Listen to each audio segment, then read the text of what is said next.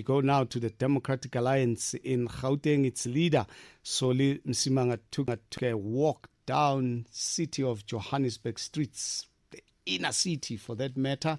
He joins us on the line. Mr. Msimanga, how are you, sir? Are you good? Thabiso, good afternoon, and good afternoon to the Power FM listeners. It's been a moment. I hope you're well. That's super duper, my brother. How was the walk? Some of us are not that brave, but you took a walk down the streets of the CBD of Johannesburg, Solly. One thing that, people that are there by choice, but are there because some of them are invested and need to be there. Some of them are actually running businesses at a loss because, they are losing clients, they are losing stock. Their own employees are getting robbed and mugged and hit, on an ongoing basis. You have people now that have to rely on generators because cables are being stolen, electricity cables that are being stolen. You have other people that are saying, well, I'm in a building that we are paying rates for, but the opposite building in front of me has been hijacked. And this building, there's no bylaw enforcement. People just do whatever they want. They urinate in front of our own businesses. They do all sorts of things. And therefore, we are wondering how long we'll be able to then sustain.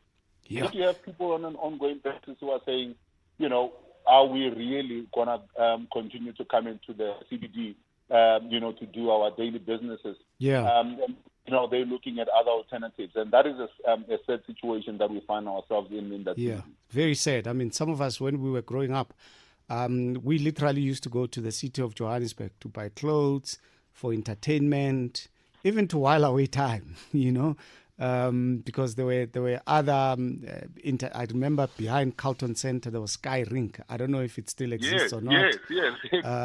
But you must go and see. I mean, it's all now becoming a ghost town. Carlton Center itself is, not what it used to be. There's so many shops that are now standing empty, and then you then have to then find private security there, Thabiso, or people that are saying they've been hired as private security personnel there and ensure the public that, is at least something that they're doing to try and bring in. Yeah. Just before we get to the specifics in terms of the purpose of your walkabout, when you did your walkabout, did you get a sense that there is potential to regain the former glory of the city of Johannesburg as we know it? Because I don't get a sense that people who stay there they really understand what Johannesburg used to represent. I mean, I was telling some guy about Yeovil. I used to say to him, I used to groove at Yeovil. It used to be the thing on Thursdays on Rocky Street. But the last time I drove past it, it was something else. It was not the Rocky Street that I knew all along those years. Well, Thabiso, you're absolutely right. And one of the things that needs to be answered is who are the people that are hijacking the CBD of Johannesburg for what purpose? Are we going to allow this to continue being the case? So you have, as I said, buildings that have been hijacked. You drive into the Joburg CBD, you go into basements where you would normally expect the cars will be parked. Yeah. I promise you have something that looks like a mall in a basement of a building. You have something that looks like a mall because people have opened up shops. There is, little, people selling vegetables and cell phone cards and all of that. And you wonder if that's all that person is selling there, that is sitting there. And in certain instances, you have people with, open fires. I don't know if when was the last time you were... No. Hey, I gave one M2 or N1. Remember, they've closed Bree Street down. Oftentimes, They've closed Bree Street down. You go to Bree Street, they've used zinc sheets to close where the sinkhole is or where the road works are supposed to be. Yeah. And then you find that in that passage, because it's only literally a passage, you have to wait until I pass before you come in. Yet you have somebody that has made an open fire right there on the passage. Now, you then say, if hundreds of people are walking through here, and there's somebody who's making an open fire in the same area, what happens if anything goes wrong and there's a big fire here? Well, you're going to have a disaster on your hands. Yeah, now, you have, in those little passages, you have shops that are opened up. You have people that are braaiing there with open fire just right there. And, you ask the people, but where are the cops? They will tell you, no, you'll see a cop vehicle once in a while, and that's just about it. And then you will then see, everybody just going on about their business. And, it's like business as usual when things are so wrong. And this is why we've been asking. We now need to then have an intervention in terms of ensuring that the Metro Police come in terms of the bylaw enforcement. You need to ensure that you have the South African Police Service coming in with resources. And, I've engaged also with the Johannesburg Central Police Station, because I want to understand why these are, they're not winning the war on crime in that area. And they raise a number of important things, Thabiso, the issue of resources. Literally, when I was at the police station, in front of that police station, there's a buggy. I'm sure you can go, you'll find it. This is a police vehicle. The tires are flat. It's got bullet holes on the side of it, and it's just parked there. Yesterday, they were just even, somebody was looking into the engine of that vehicle, literally in front of the police station. Yeah. So, and then this is what the commander was saying to me, to say, Simon, you guys are, complaining and telling us that we need to do more, but this is literally what we have to work with. On paper, we have 40-plus vehicles. But in real essence, there's less than 5 or 6 vehicles that are actually then in operation in terms of visible policing. Now, you tell me how they're supposed to do that.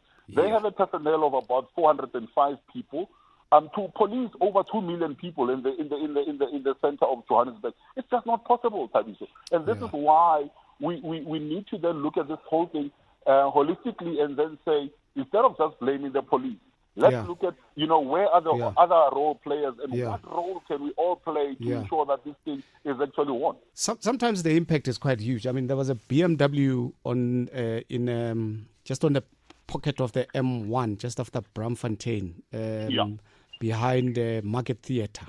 Yeah. Just before you get into the freeway there. Yeah. In Newtown. And it has to close down. And I spoke to one of the salespeople there who says, look, I mean, it's the CBD effect, among others, where people who drive these fancy cars, they don't want to be driving through the city. Because when you get on it from the freeway, you are limited to a choice of driving through Braamfontein, right? And he was saying, look, that is probably one of the reasons. It was the location to a very, and these are people that lost their jobs to a very large extent. Let me give another shocking example of if you go into my social media page, you'll be able to then see it. But here's a lady who owns a camera shop on Commissioner Street, right? Yeah. She specializes in cameras. I mean, long range cameras, short range cameras, digital cameras, and all of that. She says, every other call that she gets with people seeing what she sells online, and she says, I have this thing that is in store. The moment she says where she is located, people say, no, thank you very much, we'll look somewhere else. That's it. No, absolutely. She says, in addition to that, she has actually now been robbed 4 times in the last couple of months. Yeah. The last incident being 2 weeks ago, and when she actually got robbed, literally, the people were, running into a vehicle that was parked in front of it, and there was a police vehicle that came at the back, and she stopped the police trying to tell them where, the suspects were. And they couldn't be bothered. They couldn't be bothered. They just said, oh, well, where did it go? Then she said, there. She was pointing to the vehicle and all of that, but nothing was done. Yeah. Let's talk about the purpose of your walkabout then, Solly. So the purpose was to do a number of things, was to then look at the situation, as I said, and we picked up a number of things from the decay of the city center itself, and then the effects that it has had on the economic, the economy of the place. I mean, people are just by going on with their lives, but it's not really conducive space. We are engaging with officials from the city to then say, what is it that you are able to then do in terms of bylaw enforcement and ensuring that we're able to then bring in some law and order back into the city. We were engaging as well with the police. As I said, I engaged with the brigadiers from the Johannesburg Central Police Station and saw the situation in which they're working under. It's not a conducive situation themselves that they find themselves in, and also the lack of equipment there and the lack of personnel resources on the ground. But also there's an issue that we've picked up, Thabiso, is that there is a serious need to then ensure that we have a coordination between Johannesburg, the Metro Police Department, the South African Police Service. Home Affairs needs to then step in this particular instance as well. And I know that we spoke to the people that are responsible for some of the cameras that are in the CBD, who are saying, because it's privately owned, they're saying they're willing to hold hands with government, but there needs to be a coordinated effort and an ongoing effort, not just when there's cameras there, because this looks like, it's a phenomenon in South Africa, or, we have an MEC or a minister that goes there with cameras and a lot of cars, and then in the afternoon, it's back to normal. They're talking about having something that is sustained on an ongoing basis. Criminals must not feel that the place is comfortable for them to operate in. That's what we need to get to, but unfortunately, we're not there yet. Lilian Ngoyi, will it ever be finished? I mean, this is season 2 of this movie. 206 million rand that has been spent there.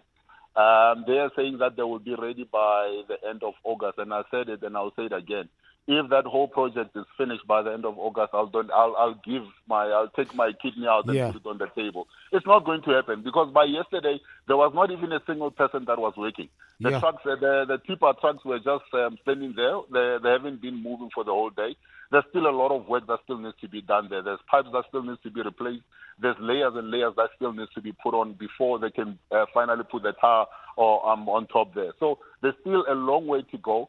And if they start to then push for this to be completed, I promise you they're going to do some shoddy jobs because they're just wanting to rush towards the end of or when the G20 principals will be coming in. And then for immediately after they leave, we'll still be sitting with trouble in that particular space.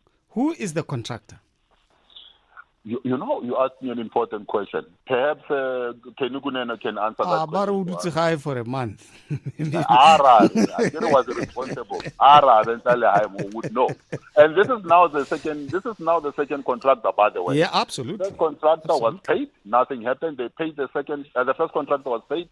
The second contractor was paid, and now I'm told that they are now in the process of finalizing with somebody else again. This now will be the third contractor. And the question is, who is being held responsible here? Are we recovering any of the money? And, why do we keep pumping money into the same thing instead of holding people accountable? This is something that I fail to understand. Let's leave it at that. Always a pleasure, sir. Thank you so much for your time. Thank you, sir. Cheers. There you go. Solim Simang of the DA in Gauteng.